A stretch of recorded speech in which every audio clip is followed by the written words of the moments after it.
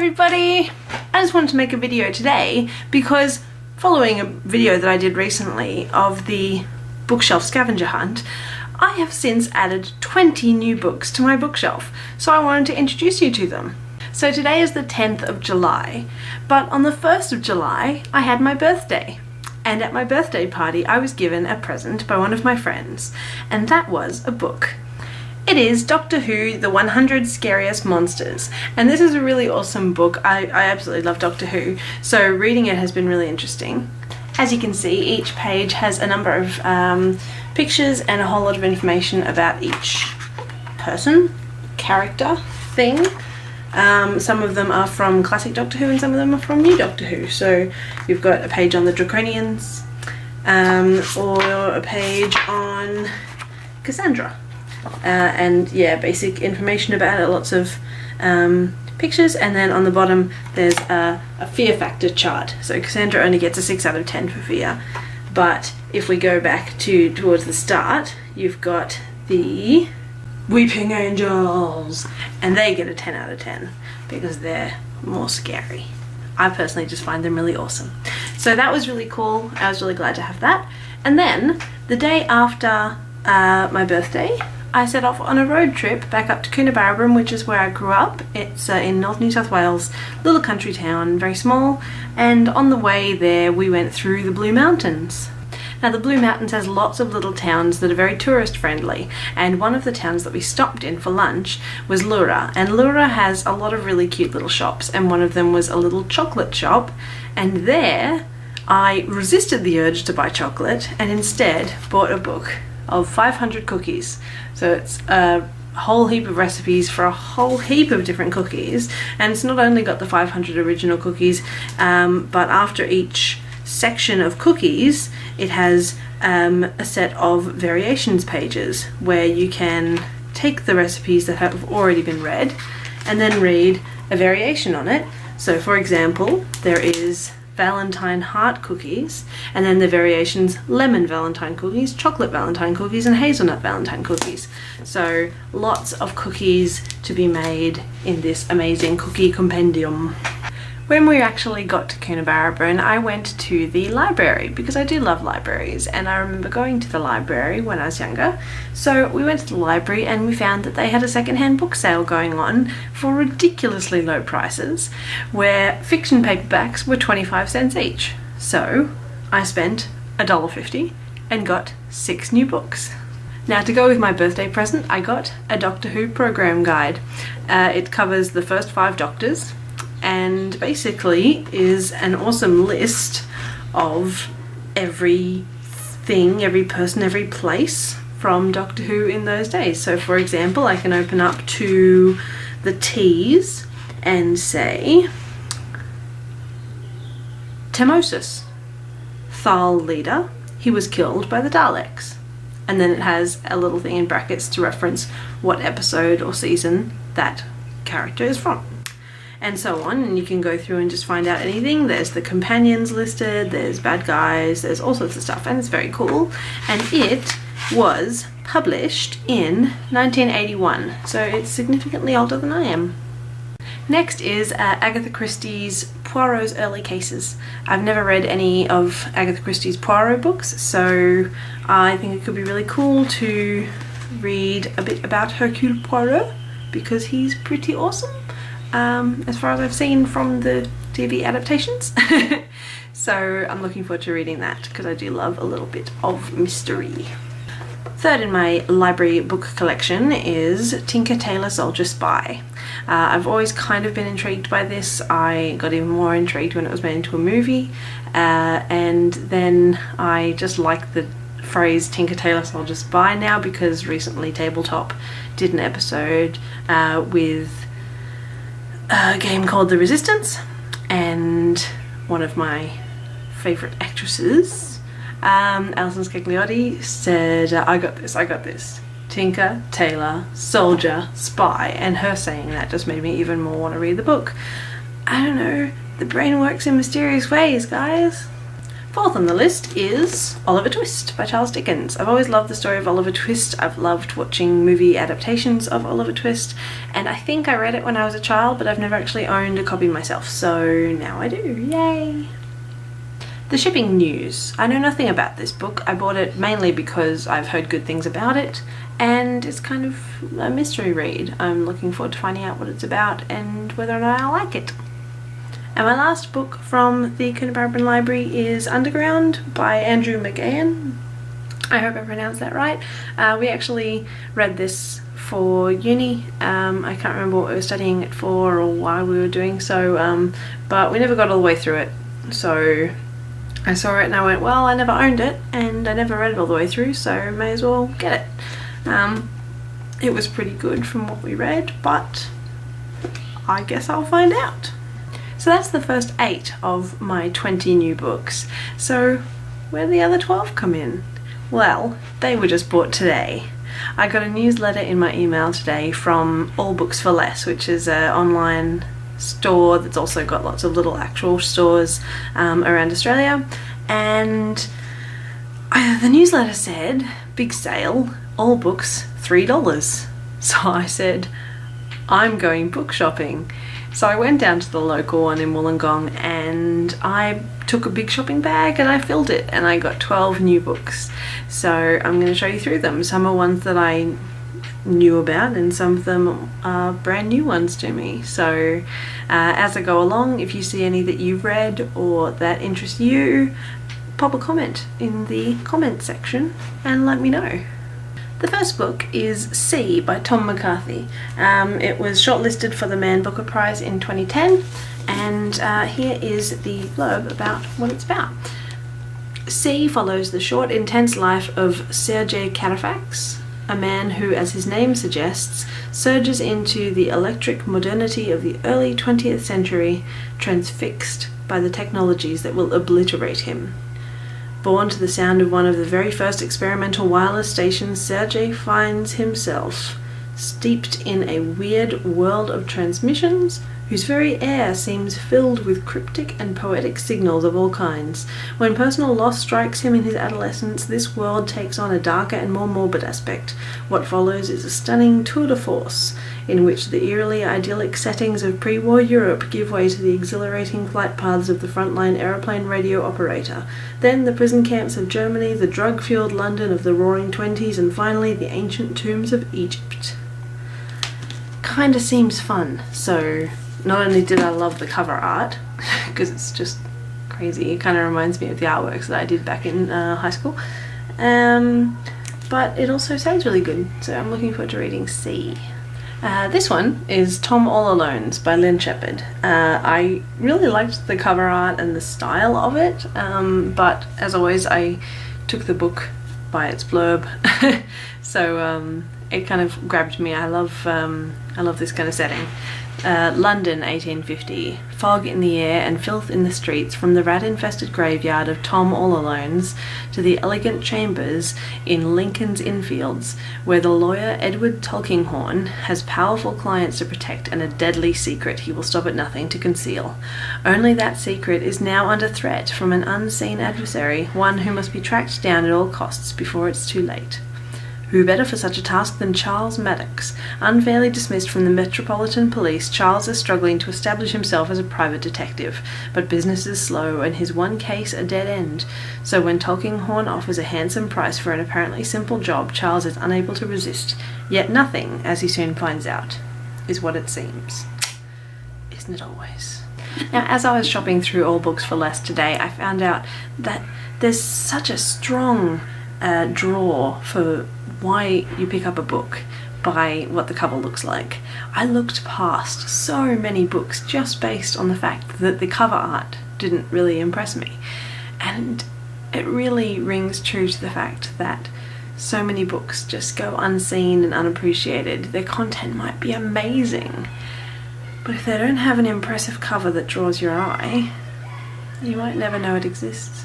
The next book that I bought is Johannes Cabal, The Detective by Jonathan L. Howard, a wickedly entertaining comic fantasy.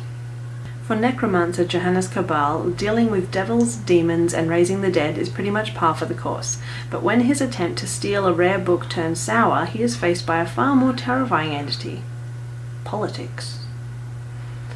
While awaiting execution for his crime, Cabal is forced to resurrect an inconveniently deceased emperor. Seizing his chance, the cunning Cabal engineers his escape, fleeing the country on a state-of-the-art flying ship. That would be what that is, I assume. But the ship has more than a few unpleasant surprises, including an unwelcome face from the past and the small matter of some mysterious murders. Cabal may work with corpses, but he has absolutely no intention of becoming one. Drawn into a deadly conspiracy, is he shuffling dangerously close to the end of his mortal coil? I think that sounds really good, and I think I'll really enjoy it, but we'll find out when I read it, I guess. Again, it has a very striking cover, which instantly grabbed my attention, so big time on the artwork. This book initially caught my eye, actually, because it looks like a different book that I was actually looking for. The book that I was looking for is The Dark by Lemony Snicket, which is a children's book, and I really want to read it, but the art on this and the writing style on this is pretty much identical to The Dark, or at least my memory of what The Dark looks like.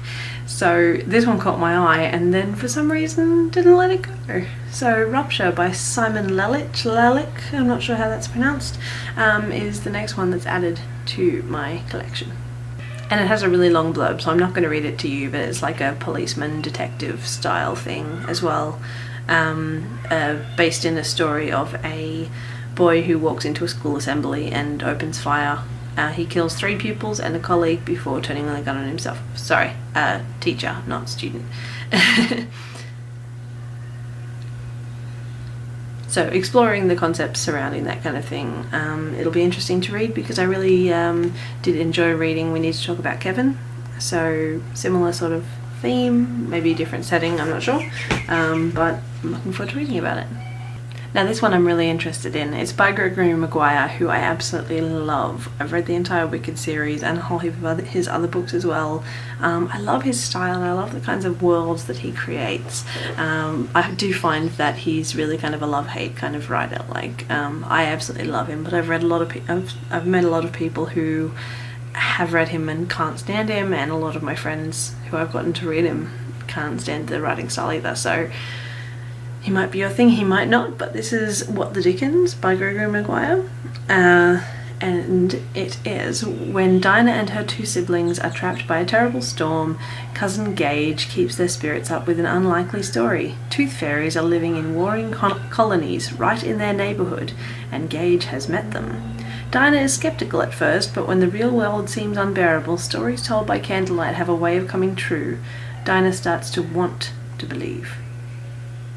Don't we all? What the Dickens. This one initially grabbed me just by the style of the artwork. It's really quite cute. Little flying boy, slanty kind of cartoony style. So this is by John Boyne, and it's called The Terrible Thing That Happened to Barnaby Brockett. It's about a boy who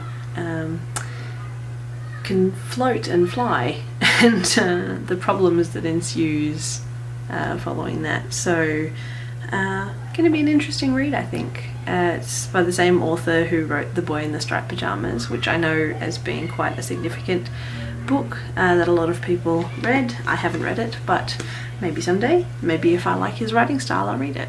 This book is Disgrace by J.M. Coetzee. I hope I'm pronouncing that right. The only reason I actually picked this up is because I recently went to an honours presentation for one of my friends, and one of the other people who was presenting that day was presenting on Disgrace. And she spoke so well of it and really kind of brought some really good perspectives to the story that I became really interested in reading it. So when I saw it on the shelf, I snatched it up. I mean, it's only $3. But Disgrace does address some quite personal, controversial, and perhaps uncomfortable issues, so check the back before picking it up and buying it, because it does deal with some pretty serious stuff. The Library Book. This is actually called The Library Book, and it's about libraries. I was actually really happy to find this today because I went to the Kinokuniya bookshop in Sydney and found it and really wanted to buy it because I'm currently studying in library services, and a book about libraries is very appealing to me. But I couldn't quite justify the amount that it was priced at in Sydney, so I just put it back, and I regretted it because I really wanted to get it. And then when I found it today for $3, I was so glad. So I picked it up and put it in my bag and bought it, and now I'm happy that I have it. So, book about libraries, and it's just basically a collection of different writers and the things that they have said about libraries, telling stories about particular libraries, all sorts of things. And Stephen Fry is one of the contributors, so I just know it's going to be awesome. The next one is Jane Eyre by Charlotte Bronte. It's a book I've never actually read. It's a book I've always kind of meant to read, and I don't think I would have gotten it if it didn't have such a pretty cover. I really have a thing with melted candles, so this beautiful picture of a melted candle with smoke just looks really nice. It's really bold and pretty, and yeah, hopefully the book is good. I'm guessing it is. Lots of people have read it, so I assume it's, you know, a classic for a reason. But yeah, I think it'll be really good and stuff. And on the back it says, "You'll also love Emily Bronte's Wuthering Heights." I'm like, no thanks, I've read that one. Don't want to read it again. But let's hope Jane Eyre is good.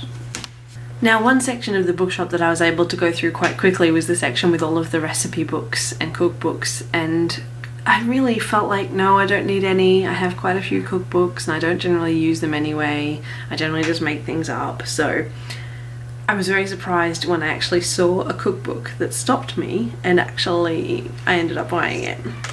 It's called The Student Cookbook. It's over 100 easy and economical dishes for hungry students with full colour photographs on every recipe. And I had a brief look through, and it's really helpful. It's got servings, and it says it's got like a code system for saying what's in it and if it's gluten-free or vegetarian or anything like that. Simple ingredients, little stick-on notes with interesting additions for potential improvement of the dish, and then very easily written out methods. It's, yeah, very simple, not too much writing, not too much to draw your attention or confuse you. I think it's done really well, so I'm really looking forward to trying some. Terry Pratchett presents Miss Felicity Beadle's The World of Pooh. I know absolutely nothing about this book, but I think I love it already. It's got really nice binding, it's textured, it's just gorgeous, and it's got these beautiful big illustrations all through it. It's just a really cute book, and I really want to know the story of it because it's kind of got that really good thing that Terry Pratchett's able to do, to cross the line between gross and funny and pull them together in this beautiful arrangement. So I'm really looking forward to being able to read this very lovely little book. And my final book of my new 20 books, I'm going to call 6 because that's the shape. But it's not quite what I was planning. 6-word memoirs by famous and obscure writers, edited by Smith Magazine. And it's a really interesting book, but it's actually also inspired me to do some artworks. So each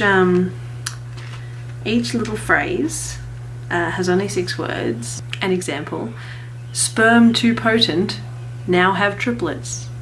It's so simple, like really nice and closed. Sperm too potent, now have triplets. I write because I can't sleep.